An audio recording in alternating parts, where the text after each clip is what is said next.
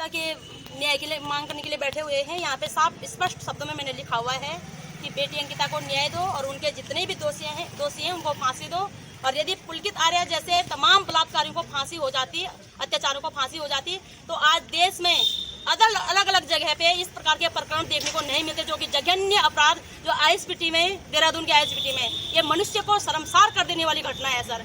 और कहाँ से सुरक्षा होगी? पूरा हमारा महकमा हमारे अपराधी को बचाने पे लगा हुआ है, उनकी सेवा भक्ति में लगा हुआ है। और हमारी बेटियां ऐसी बसों में सर 5-5 दरिंदों द्वारा उनका रेप किया जा रहा है। आपने पश्चिम बंगाल की घटना देखी होगी, हमारे उत्तराखंड की एक नर्स की घटना देखी होगी, किस प्रकार से उस नर्स के साथ बलात्कार करके उसका सर कुचल दिया गया। आखिर हम कब तक सहेंगे इस प्रकार के प्रकरण अपने देश में, अपने राज्य में? कहाँ सुरक्षित है बेटियां? न अपनी जात में सुरक्षित है, न धर्म में, न अपने शासन प्रशासन में। अभी मैं यहाँ पे बोलना चाहती हूँ सर कि हमारे यहाँ पे 3 स्टार वाला, मुझे नहीं पता कि कौन से सर है, वो आए और मुझे आंख दिखा रहे हैं। ये आंख पुलकित आर्या जैसे दरिंदों को दिखाना चाहिए। और मैं बोलती हूँ कि मुझे सुप्रीम कोर्ट से ऑर्डर लाए और शूट ही मुझे यहाँ पे शूट किया जाए, मुझे फांसी पर लगाया जाए। मुझे आंख दिखा रहे या इनको अथॉरिटी है मुझे आंख दिखाने की? हमारा शासन प्रशासन का मेरे को अथॉरिटी आंख दिखाने की? क्या गुनाह किया मैंने? मैं न्याय मांग रही हूँ यहाँ पे। और आपके होते हुए इतना ही धौंस दिखा रहे हो आप। आपके होते हुए बेटियों की तरह अत्याचार कैसे हो गया? देहरादून आईएसपीटी में कैसे बेटी के साथ बलात्कार हो गया? कैसे नर्स बेटी के साथ बलात्कार हो गया? कैसे यहाँ हरिद्वार में एक बीजेपी के नेताओं द्वारा एक बेटी का बलात्कार हो गया?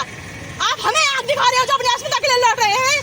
और आप देश भर में 13.5 लाख बेटियां गायब हुई है, ये ऑन रिकॉर्ड गृह मंत्रालय का रिपोर्ट है ये। एंड बाकी ऑफ रिकॉर्ड 5 करोड़ से भी ज्यादा महिलाएं गायब हो रही हैं। आए दिन हमारे उत्तराखंड से महिलाएं गायब हो रही हैं। वो काम नहीं करना, इनको नशा नहीं रोकना है, अश्लीलता नहीं रोकनी है, बलात्कार नहीं रोकना है, अत्याचार नहीं रोकना है। और मुझे आंख दिखानी है, मुझे जो अपनी अस्मिता के लिए लड़ रही है। आंख क्या दिखा रहे हो सर? जितने भी तुम्हारे बंदूक में गोली है दाग दीजिए मेरे सीने पे, अन्यथा ये वर्दी पहनना छोड़ दीजिएगा।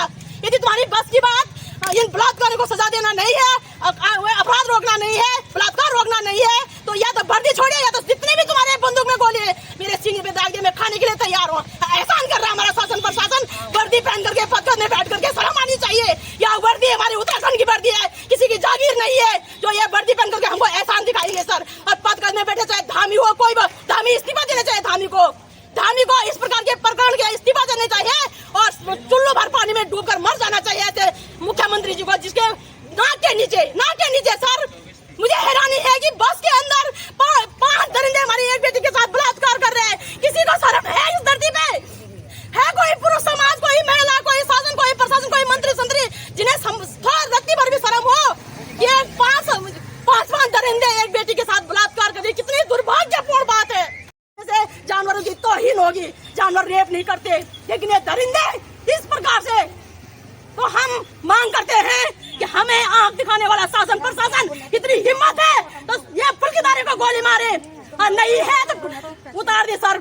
जरूरत ही नहीं है हमारे शासन प्रशासन को वर्दी पहनने की।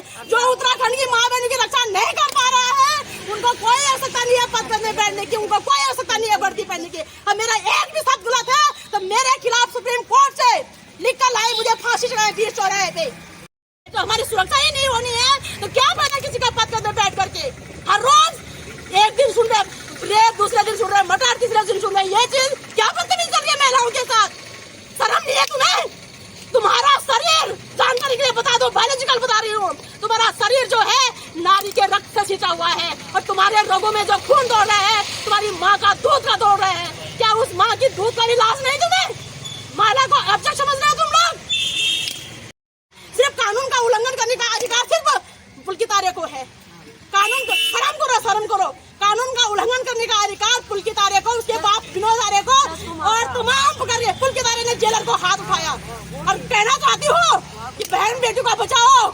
अगर गुंडों को पालोगे तो गुंडों से पिटोगे, शासन भी प्रशासन भी। इसलिए बहन बेटी की इज्जत भी करो और उनको संभालो भी, उनकी रक्षा भी करो। ये वर्दी हमारी सुरक्षा के लिए मिली है, गुंडों की रक्षा के लिए नहीं।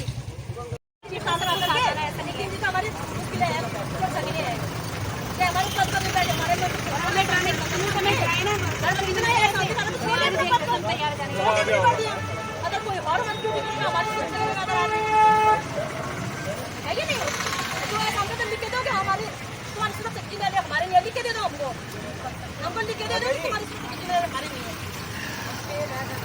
बिल्कुल। मौत ने हमारे साथ समझौता कर दिया कि हम तुम्हारे साथ हैं, लेकिन हमारा जो शासन प्रशासन है इतना 6 मीटर। पुलकित आर्य को फांसी दो, फांसी दो, फांसी दो।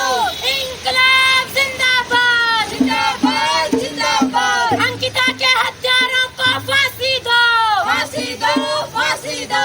अंकिता हम शर्मिंदा है, तेरे कातिल जिंदा है।